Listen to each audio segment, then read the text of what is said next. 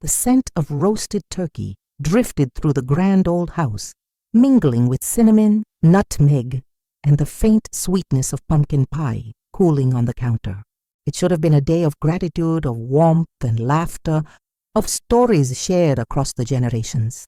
But as I sat quietly in my corner of the dining room, watching my children and grandchildren fill the space with noise, I felt like a ghost among them, a spectral remnant of the family I had once nurtured with every fiber of my being. The house itself was a testament to our history, a sprawling Victorian on the edge of town, with creaking hardwood floors and high ceilings that echoed with memories. My late husband, Harold, and I had bought it 50 years ago, when Richard was just a toddler clinging to my skirts. We'd raised our 3 children here: Richard, the ambitious eldest; Sarah, the middle child who had always been more interested in her career than family ties; and Thomas, the youngest, who had drifted away after college, chasing dreams in the city. The family business, Matthews Manufacturing, a modest factory that produced custom furniture, had started in our garage, Harold's hands crafting the first pieces while I managed the books late into the night. It had grown into a multi-million-dollar enterprise, but Harold's passing 5 years ago from his sudden heart attack had left a void that greed seemed eager to fill. The table was long, set with fine china passed down from my mother, its delicate floral patterns faded but still elegant. I had polished the silver myself last week, my gnarled hands trembling from arthritis but steady with determination. The linens, crisp and white, I had ironed meticulously, pressing out every wrinkle as if smoothing away the years of neglect I'd endured. Yet as the family poured in, coats tossed carelessly onto the antique hall tree, voices rising in a cacophony of greetings and complaints about traffic, no one noticed my efforts. They bustled past me, hugging each other, exclaiming over new hairstyles and promotions, while I stood there like a forgotten ornament. "Grandma, don't sit there," one of the teenage boys, Ethan, Richard's son, said, barely glancing at me as he slid into the chair I had chosen at the head of the table. It had always been Harold's seat, and after his death, mine by unspoken right. But Ethan plopped down without a second thought, his earbuds dangling from one ear, blasting tinny music. "That's for Dad. You can sit over there." He pointed to the far end, a spot tucked against the wall like a child's seat in time out, overshadowed by the bulky china cabinet. I smiled faintly, though my chest ached with a familiar pang. "Of course, dear," I murmured, shuffling to the assigned seat.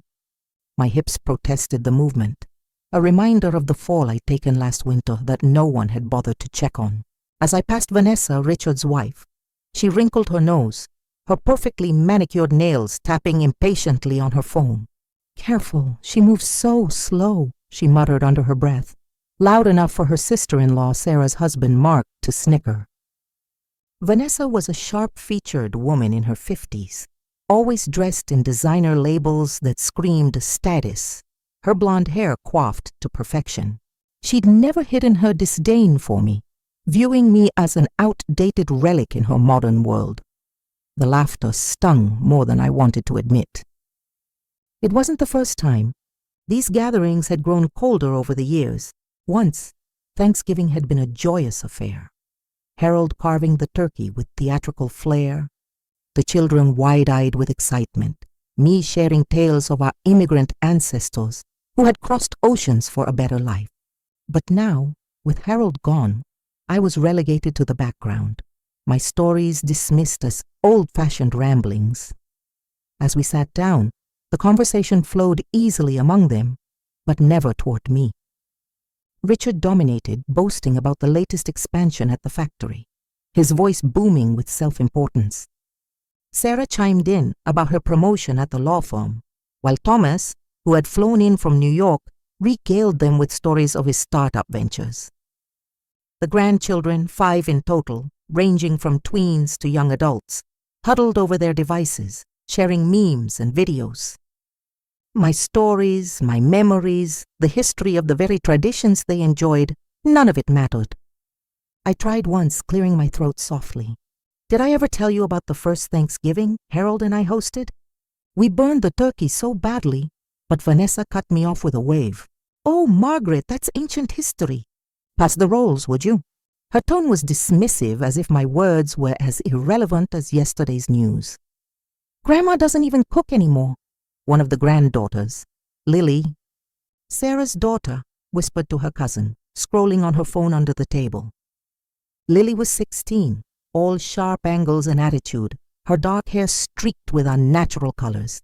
"She just sits around. Useless," replied Mia, Thomas's daughter, giggling behind her hand. Mia, at 18, was the oldest grandchild, already in college and full of youthful arrogance. Their words sliced deep, though I kept my face composed, a skill honed from years of holding the family together through hardships. The recession that nearly bankrupted us, Harold's illness, the endless sacrifices I'd made. They didn't see the hours I spent preparing small details, polishing heirlooms, making sure this home, my home, still carried the heartbeat of our family.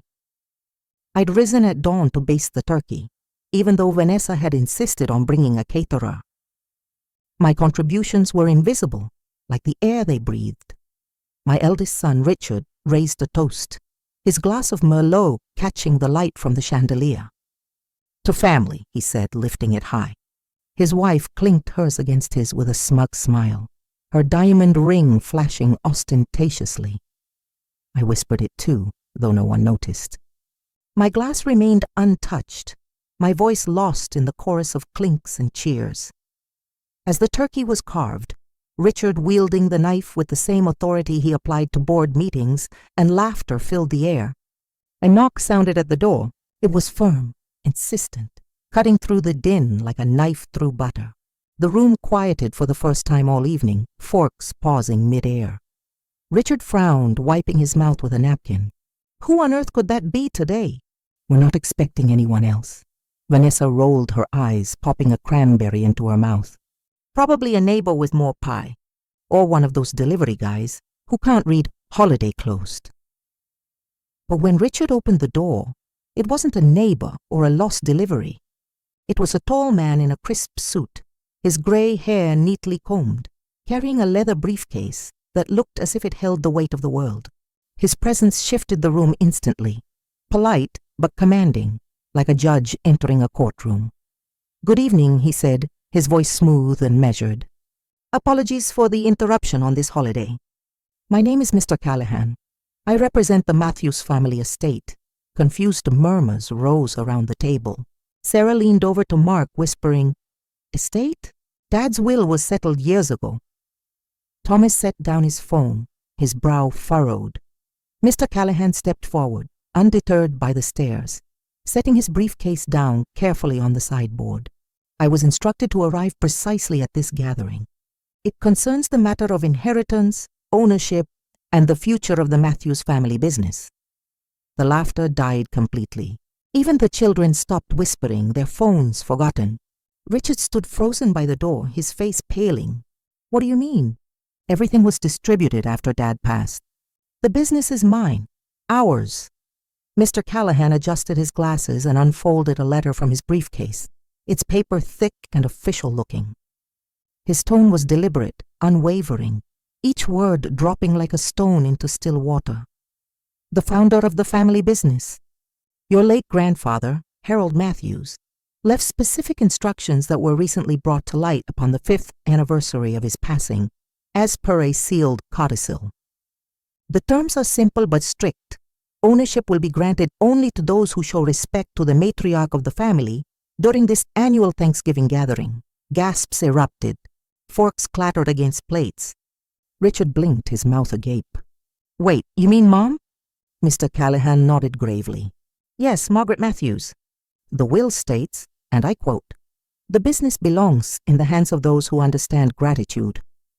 And gratitude begins at the family table, with respect for the one who said it." This clause was designed to reveal true character, hidden until now to prevent any performances. All eyes turned to me. For the first time that evening, I wasn't invisible. I sat there, my hands folded in my lap, feeling a rush of emotions, vindication, sorrow, a touch of Harold's wry humor echoing from beyond. He'd always been the strategist, foreseeing the fractures in our family even as his health failed. Maggie, he'd said on his deathbed, his hand weak in mine, they'll forget what matters, but I've made sure they remember. The sudden silence was heavy, almost comical. Moments ago, I had been the butt of jokes, the target of whispers. Now, the very roof over their heads seemed to tremble with the weight of the lawyer's words. Faces that had been relaxed in entitlement now tightened with calculation. One by one, they straightened. Vanessa forced a smile, leaning across the table, her voice unnaturally bright. Mother, you look lovely today. That brooch, is it the one from Grandma's collection? It suits you perfectly. Her sister-in-law Sarah echoed quickly. Yes, so youthful. I was just going to say that. And the table looks amazing. Did you set it all yourself? The teenagers, their faces pale, scrambled to put away their phones. Grandma, can I get you more stuffing?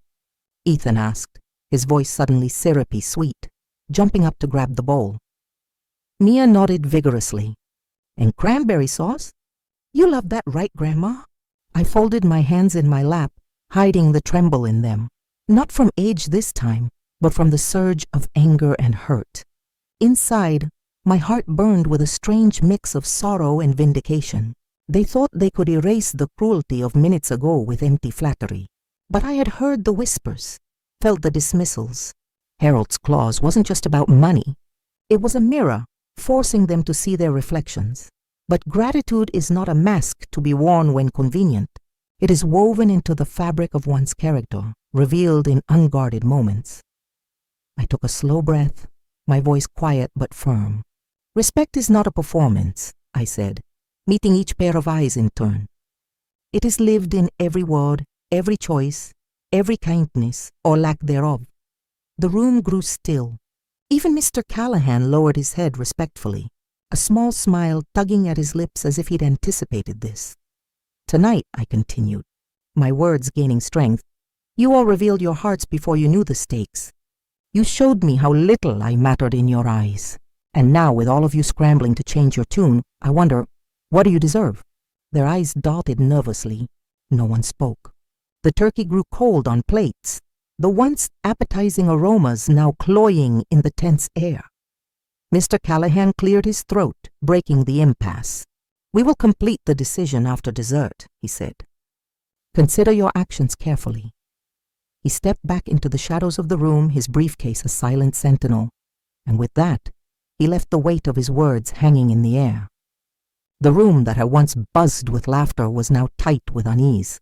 Forks hesitated over mashed potatoes. Conversations, when they resumed, were stilted whispers. Richard tried to steer things back to normalcy, cracking a joke about the football game later, but it fell flat. Vanessa kept glancing at me, her smiles forced, as if I held a detonator.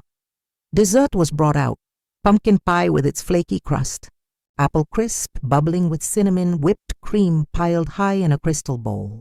Yet for once, no one rushed to serve themselves.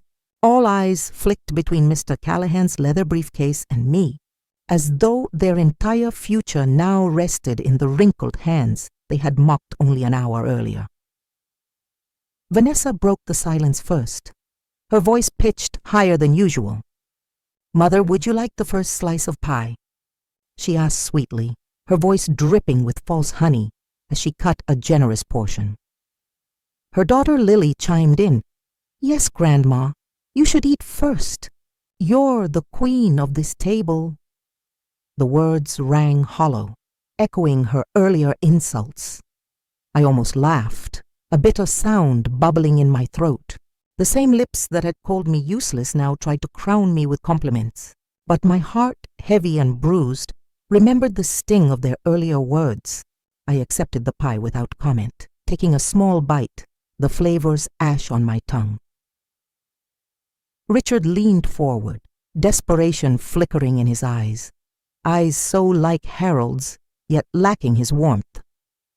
Mom, we've been so focused on work, on keeping things together. Maybe we forgot to show you how much you mean to us. But you know we're grateful, don't you? For everything you've done.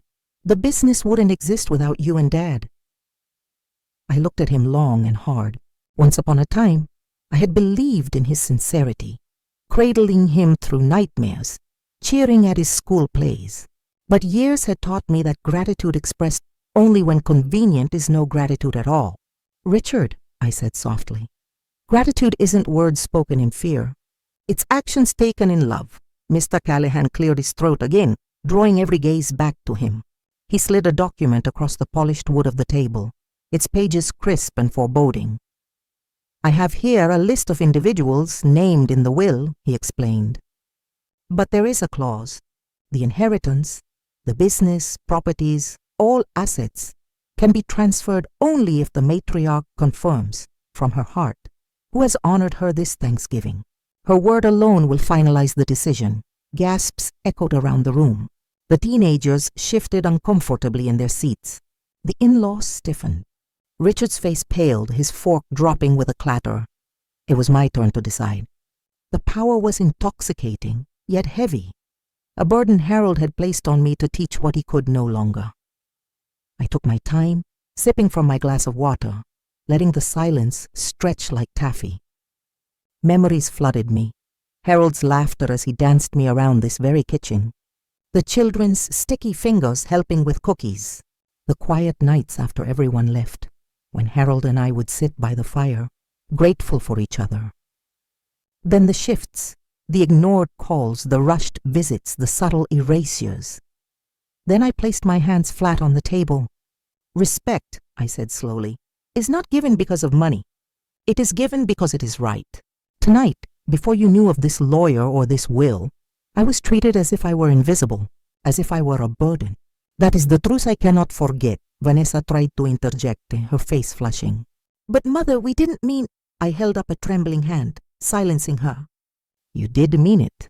Every smirk, every whisper, every cruel little jab. You meant it. Gratitude doesn't appear only when a lawyer walks in. Gratitude lives in the heart." My gaze softened as it landed on Evelyn, my youngest granddaughter, Thomas's 12-year-old daughter. She had been quiet all evening, not joining the mockery. Earlier, as the others chattered, she had slipped her small hand into mine under the table, squeezing gently. Her eyes, wide and empathetic, had met mine with a silent understanding.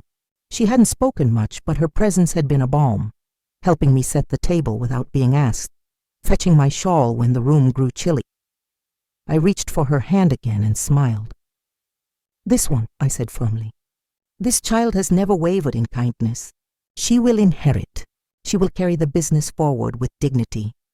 The room exploded in protest. Richard slammed his hand against the table, his face reddening. "Mother, you can't be serious. She's just a girl. She doesn't know the first thing about running a business. I've poured my life into it." Vanessa's face flushed scarlet, her voice shrill. "We've sacrificed for this family. You can't throw it all away on a child." "What about us? The years we've put in?" Sarah joined in, tears welling. "Mom, please, think about this. Evelyn's too young. It should go to us, the adults who can manage it." Their voices rose in fury, overlapping in a chaotic symphony of entitlement. The teenagers looked shell-shocked, their earlier sweetness evaporated. But Mr. Callahan remained calm, tapping the document with his pen. "Her word is final. That was your grandfather's wish, and it has been given. The inheritance will be placed in a trust for Evelyn, with provisions for education and guidance until she's of age." Evelyn's hand trembled in mine, her eyes wide with shock. "Grandma, are you sure? I don't even understand the business." I smiled through tears, pulling her close. "Yes, darling, because you understand something the rest of them do not. That family is built on respect, not greed. Harold would be proud." By the end of the night, the lawyer had collected the signatures, the documents sealed in his briefcase. The others stormed away, some in tears like Sarah, who hugged me stiffly before leaving, some in anger like Richard, who muttered about contesting the will, some in stunned silence, like the grandchildren who shuffled out without a word. Vanessa shot me a venomous glare as she gathered her coat, her smugness shattered. But Evelyn stayed beside me, helping me clear the table, her small hands careful with each dish. We worked in companionable quiet, the house settling into peace. As we stacked the plates, she whispered, "Grandma, I don't care about the business. I don't ever want you to feel alone again." My throat tightened, tears pricking my eyes. "And that, my dear, is exactly why you deserve it. Because you know what matters." In the days that followed, the family rift deepened. Calls went unanswered, visits ceased. But Evelyn came often, learning at my side, her kindness a bridge to healing. The business thrived under the trust management waiting for her. And I found solace in knowing Harold's legacy was safe, not in greedy hands, but in a heart full of gratitude. Respect is not earned with wealth or titles. It is owed to those who gave us life, who built the very tables we sit at. Gratitude cannot be faked when fortunes are at stake. It must be lived in every small act of kindness. On that Thanksgiving, my family learned too late that betrayal has consequences. But Evelyn learned that love, when given freely, brings blessings greater than any inheritance. And in her, I saw the future Harold and I had always dreamed of, a family rooted in true appreciation.